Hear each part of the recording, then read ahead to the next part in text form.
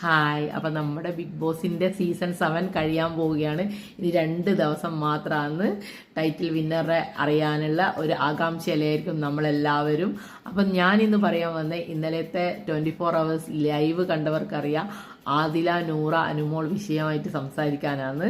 അപ്പോൾ ആദില എവിക്റ്റായിട്ട് പോകുന്നതിന് മുമ്പിട്ട് ഒരു വലിയൊരു ബോംബിട്ടിട്ടാണ് അവൾ പോയിട്ടുള്ളത്. അവൾ എന്തിനു വേണ്ടിയിട്ടാണ് ഈ വലിയ ബോംബ് ഇട്ടതെന്ന് നിങ്ങൾക്കും എനിക്കും മനസ്സിലാക്കാൻ കഴിയുന്നതായിരിക്കും.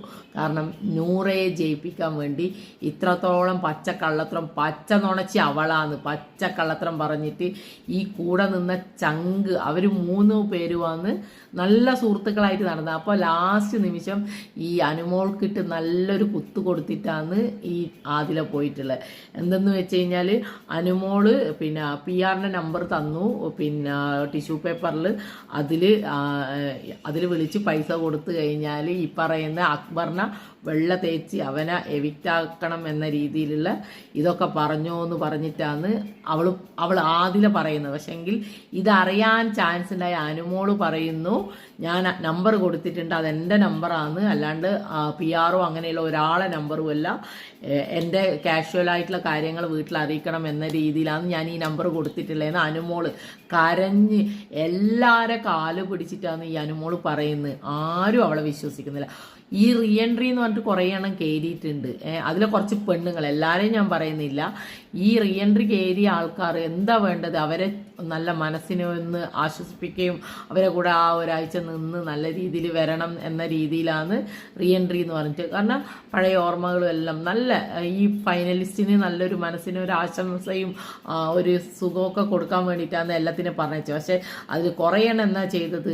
പോയിട്ട് അവരെ ഉള്ള സമാധാനം കൂടെ നഷ്ടപ്പെടുത്തിയിട്ടാണ് അവരൊക്കെ ഇറങ്ങുന്നത്. കാരണം എന്താ, അത്രത്തോളം ഈ പറയുന്ന കുറച്ച് പെണ്ണുങ്ങൾ, എല്ലാവരെയും ഞാൻ പറയുന്നില്ല, എന്തിനിവരൊക്കെ പോകുന്നു? ഈ പെണ്ണ് അനുമോള് ഇത്രത്തോളം കരയുമ്പോൾ, ഇത്ര കരഞ്ഞ് കാല് പിടിക്കുമ്പോൾ ആ ഒരു ഏതെങ്കിലും ഒരു പെണ്ണ് വന്നിട്ട് ആശ്വസിപ്പിച്ച ഇല്ല. ലക്ഷ്മി മാത്രമാണ് ആശ്വസിപ്പിച്ച. എല്ലാവരെയും ഞാൻ പറയുന്നില്ല, അതിൽ കുറച്ച് ഒരു 4-5 പേരുണ്ട്. അവളുമാരും അവന്മാരും എന്തിനു പോയി എന്നറിയില്ല.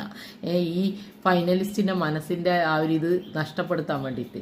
അപ്പോൾ ഈ പറയുന്ന അനുമോളെ തർക്കിച്ച് പറയുന്നുണ്ട്, ഞാൻ എൻ്റെ നമ്പറാണ് കൊടുത്തത്, ഞാൻ കാണിച്ചു തരും എന്നൊക്കെ പറഞ്ഞ് അവളത് എടുത്ത് നെവിനെ കാണിക്കുന്നുണ്ടായിരുന്നു. നെവിൻ അവളെ വിശ്വസിക്കുന്നു, ദിഷിൻ അവളെ വിശ്വസിക്കുന്നു.